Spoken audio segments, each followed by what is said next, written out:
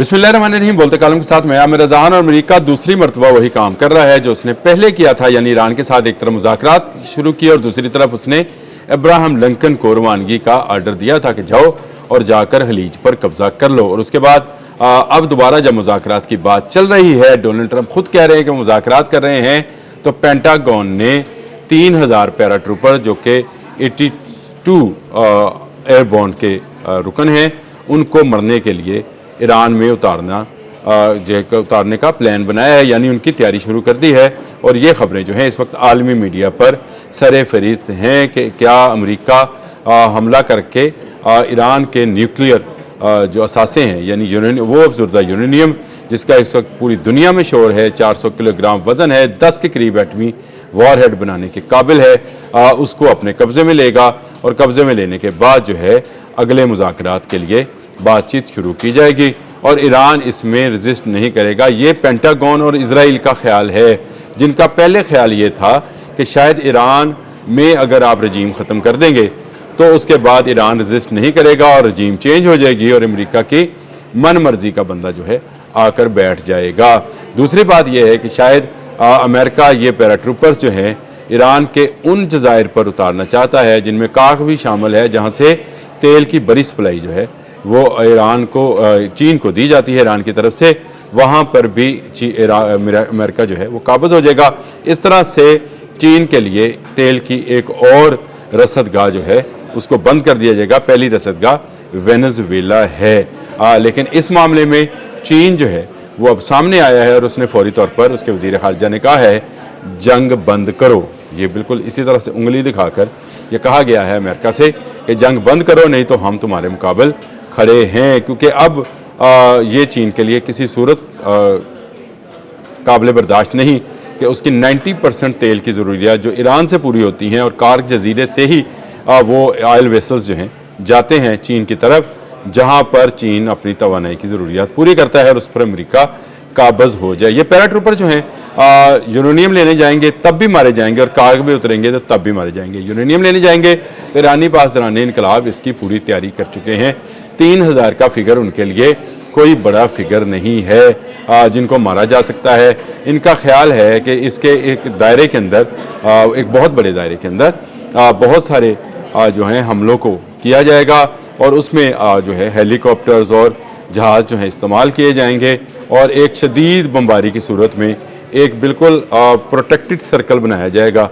उस protected circle के अंदर ये 3000 पैराट्रूपर्स जो हैं मुख्तलिफ एरियाज़ में, मतलब जो इनके चाहे अस्फान है चाहे किसी और जगह पर इनके रिएक्टर्स हैं वहाँ पर उतारे जाएंगे। ये ना सिर्फ यूरेनियम को कब्ज़े में लेंगे बल्कि जो वहाँ पर ऐसी इंस्टॉलेशंस हैं जिनसे मज़ीद यूरेनियम जो है ज़ुर्दा किया जा सकता है उनको भी तबाह कर देंगे, यानी उनको इस काबिल नहीं करेंगे कि वो ख़त्म हो जाए। इसके बाद अमेरिका जो है ईरान के साथ बैठकर टेबल पर मुज़ाकरात करेगा। बड़ी लंबी कहानी है, लेकिन ये कोई टॉम क्रूज़ की फ़िल्म जैसा सीन मुझे नज़र आता है जिसमें शायद हॉलीवुड के अंदर प्लान किया गया है। अब तक की जंग में जो अमेरिका ने पॉलिसी अपनाई इसराइल के कहने पर, वो बिल्कुल एक फ़िल्मी अंदाज में ही था। जिस तरह से उसने वेनेजुएला पर कब्ज़ा किया और हेलीकॉप्टर से एक बादशाह को उठाकर और उसकी मलका को उठाकर अपने मुल्क ले गया और उन पर मुकदमा चलाया, उसके ख्याल में शायद ईरान भी वैसा ही मुल्क था। लेकिन ईरान ने हर आने वाले दिन के साथ ये साबित किया कि वो वेनेजुएला नहीं है। और ये मैं पहले दिन से कहता था, ईरान एक मुश्किल ट्रेन है जिस पे जो है सवारी करना चाह रहा है डोनाल्ड ट्रंप, नहीं कर पाएगा और इस आखिरकार की मुज़ाकरात की टेबल पर आएगा। और अब जब मुज़ाकरात की बात करता है तो अपने स्टॉक एक्सचेंज में चंद मखसूस टोलों को ख़रीदारी का मौका देता है, फिर अमन की बात करता है। ये पूरी स्टोरी मैंने कल देखी है जो ABC न्यूज़ ने दी है और उन्होंने बताया कि किस तरह से ट्रंप के ट्रुथ सोशल पर बयान जो हैं उनके ज़रिए वो पैसा बना रहे हैं और मखसूस कंपनियां हैं जो एकदम से ख़रीदारी करती हैं और एकदम से फिर वो जो शेयर्स हैं उनको बेचने का काम करते हैं। एक तरफ से बयान आता है कि अमन मुज़ाकरात में ईरान से रब्ता हुआ है तो ईरान की तरफ से स्टॉक एक्सचेंज ऊपर जाती है और दूसरी तरफ से ईरान का मौक़िफ़ आता है कि हमारे साथ तो रब्ता नहीं हुआ भाई, तो एकदम से स्टॉक एक्सचेंज नीचे चली जाती है। लेकिन ये पैराट्रूपर्स जो हैं इनको अभी मिडिल ईस्ट में तैनात किया जाएगा। ये इस तरह के पैराट्रूपर्स हैं जो एयरपोर्ट्स पर कब्ज़ा करने के हंगामी कार्रवाई, ये जो 82 या 82 एयरबोर्न पैराट्रूपर्स हैं अमेरिका के, उनके बारे में ये बात बिल्कुल वाज़ह है कि ये तैयार ही इसलिए की जाते हैं ताकि किसी जगह पर अगर कब्ज़ा करना हो तो ये काम करें। और इनके साथ एक पूरी फोर्स होती है हेलीकॉप्टर्स की और जहाज़ों की।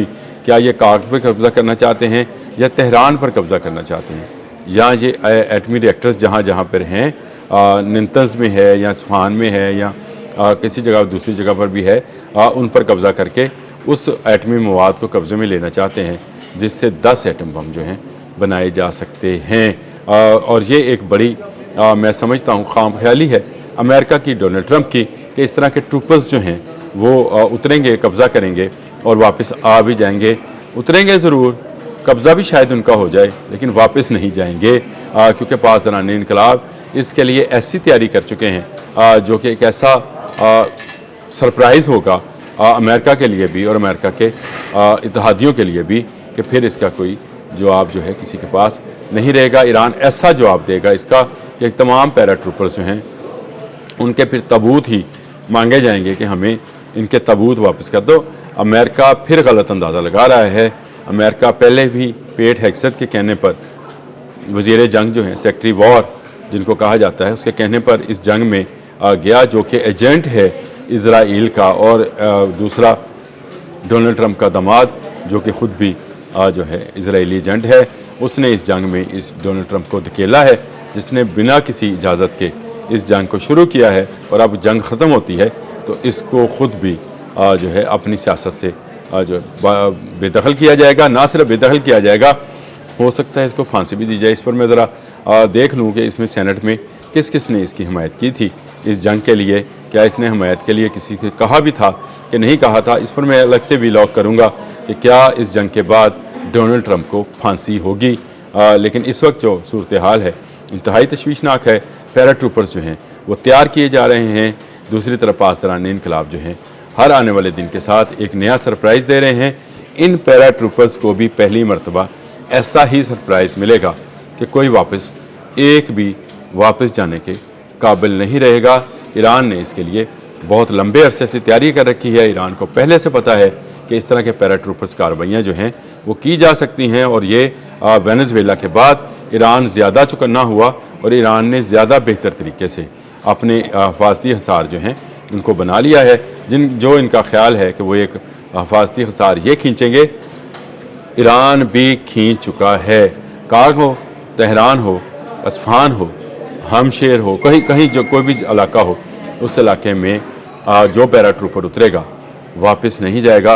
अमरीकी माएँ अभी से बैन डालने की तैयारी कर लें। अब तक के लिए इतना ही। अल्लाह हाफ़िज़।